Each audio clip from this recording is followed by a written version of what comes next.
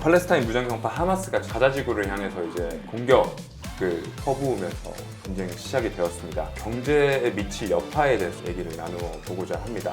상황이 대한민국에 나타날 수 있는 기간이 2024년이에요. 안녕하십니까. 곽수종의 경제단판 시청자 여러분, 저는 경제단판 채널 PD 강상욱입니다. 오늘은요 이스라엘 팔레스타인 분쟁과 관련해 국제 경제에 미칠 여파에 대해서 좀 다뤄보고자 합니다. 팔레스타인 무장경파 하마스가 지난 10월 7일이었죠. 가자지구를 향해서 이제 공격을 퍼부으면서 분쟁이 시작이 되었습니다. 사실 많은 분들이 역사적 배경이나 지금 현재 상황에 대해서 많은 관심을 갖고 있으실 거라고 판단이 들어서 오늘은 경제에 미칠 여파에 대해서 좀 집중해서 좀 얘기를 나누어 보고자 합니다. 우선 이 현재 상황에 대해서 박사님께서 갖고 있으신 우려점이라든지 현 상황을 어떻게 해석하고 있으신지 먼저 의견을 좀 듣고 싶습니다. 우려점은 정치 외교적으로 아니면 지정학적으로 확전이 될 것인가가 우려사항이고요. 경제적으로 놓고 보면 유가에 미칠 파급 효과는 어떻게 되느냐. 왜냐 그러면 이제 미국도 인플레이션을 잡겠다고 지금 저렇게 금리를 올리려고 하는데 만약에 유가가 뛰어버리면 백약이 무효한 그런 상황이 단기적이라도 일어날 가능성이 있어서 미 금리가 뛰어버린다 그러면 한국은행은 한국경제는 또 이 질문이 계속 이어지잖아요. 네, 그렇죠. 그러니까 이제 그 두 가지 관점에서 봐야 되는데 먼저 이제 정치 외교적 관점에서 확전이 가능할 것이냐 될 것이냐 이 문제부터 한번 짚어봐야 될 것 같아요. 사실 많은 분들이 앞에서 역사적으로 많이 아신다고 하지만 꼭 그렇지는 않은 것 같아요. 이 부분에 있어서 책임이 어느 국가에게 있다고 보세요? 이스라엘 하마스 전쟁의 원죄가 누구에게 있다고 보세요? 사실 제가 느끼기에는 영국의 책임도 일부 있지 않나 이렇게 생각이. 영국 책임이 제일 크죠. 네. 정확히 보셨어요. 1915년도에 이집트 공사로 있던 맥마흔이 아랍 국가들 독립국가로 만들어줄게 약속을 했어요. 그죠? 그 다음에 벨호른 영국 외무장관이 이스라엘의 또 독립을 또 이야기를 해요. 네, 그렇죠. 이제 그런 역사적 이 정도야 다 여러분들 웬만한 검색창을 떼면은 다 나오는 이야기라서. 그리고 이제 1차 중동 전쟁이 일어나고 그다음에 4차까지 이루어졌거든요.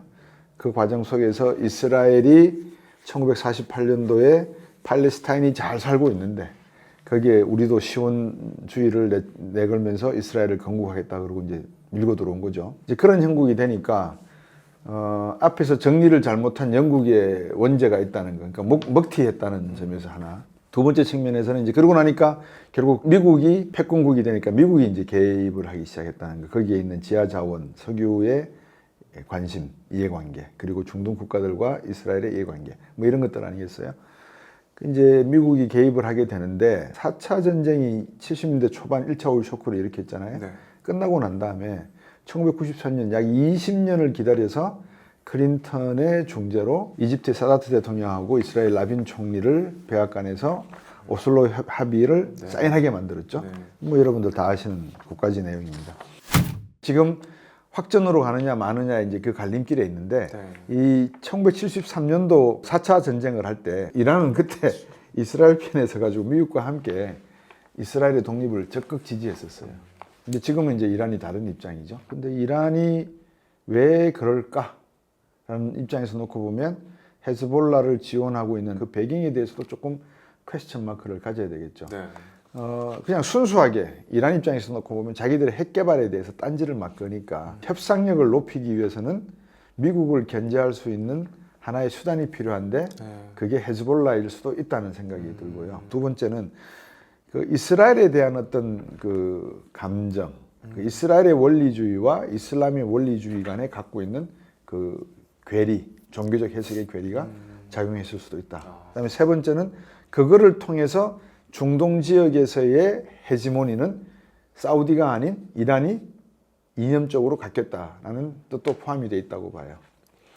자, 유가는 어떻게 되겠는가? 단기적으로 보면 당연히 유가는 올라갈 수밖에 없다. 왜? 사우디아라비아나 이란이 우호적인 자세를 취하지 않고 있기 때문에. 그런 요소가 있습니다. 그렇죠. 네. 그럼 유가가 올라간다? 그러면 소비자 물가는 글로벌리 올라간다. 그러면 금리를 낮출 수는 없다. 그러니까 11월 달에 미 연준이 금리를 한 번 더 올릴 가능성이 내적인 요인이 아니라 외적인 요인에 의해서 발생한다. 그러면 미국 입장에서는 빨리 이거를 중재를 하든지 완화를 시켜야지만 자기들의 금리 정책의 효과를 노릴 수가 있고 또 내치적으로 볼 때 2024년 대선에서 바이든이 자기의 정책의 어떤 성과를 내세울 수 있는데 그런 측면이 다 줄어들잖아요.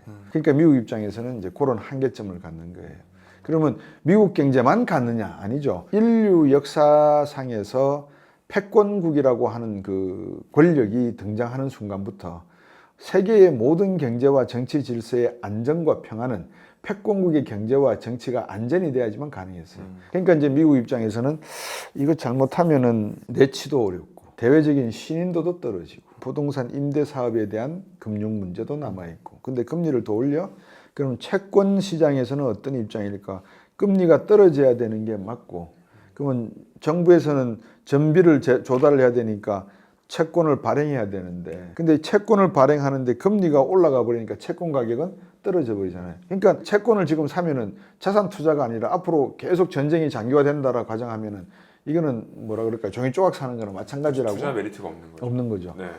그런 점에서 놓고 보면 이제 금융시장이 터뷸런스가 발생하는 거예요. 그럼 이제 우리나라에도 그 파급 효과가 오지 않겠어요? 미국 경제가 좋지도 않고 6%까지 금리를 올리는데 한국은행이 3.5%에 머문다.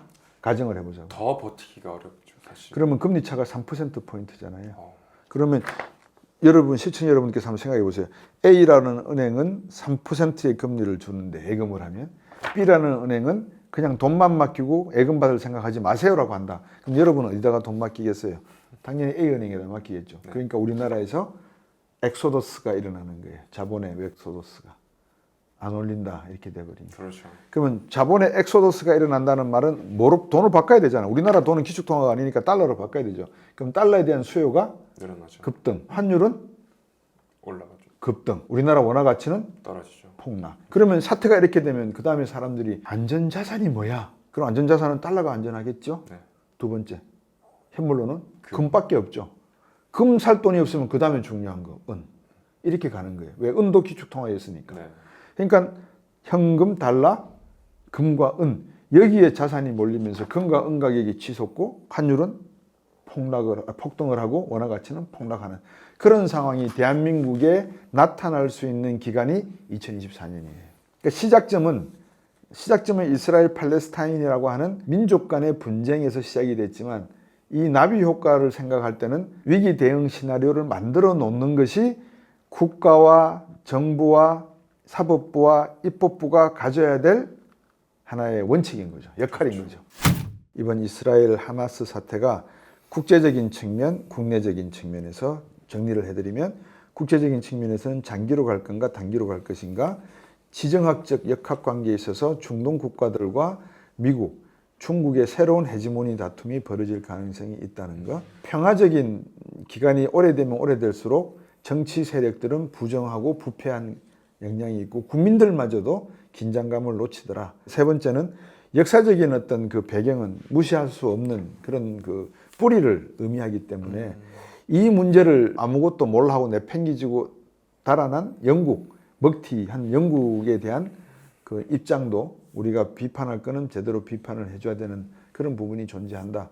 저는 그렇게 해석되고 결국 이게 에너지 가격의 상승을 만약에 2024년 한 해만이라도 가져갈 가능성이 있다 그러면 미 연준의 금리 정책은 상승으로 갈 것이고 미 연준이 금리를 올리는데도 불구하고 우리나라가 금리를 못 올린다는 말은 우리 경제에서 단기 외채 자본이 급격히 이탈할 가능성이 크고 환율은 폭등하고 원화 가치는 절하되고 그러면서 결국은 우리의 대외 수출에도 영향을 줄 수밖에 없고 부동산 문제, 증시 문제, 자산 시장에도 좋은 결과는 가져오지 못할 것이다. 근데 이런 문제를 해결할 수 있는 기반, 우리의 원천적인 기반이 준비되어 있고 충분히 존재하느냐?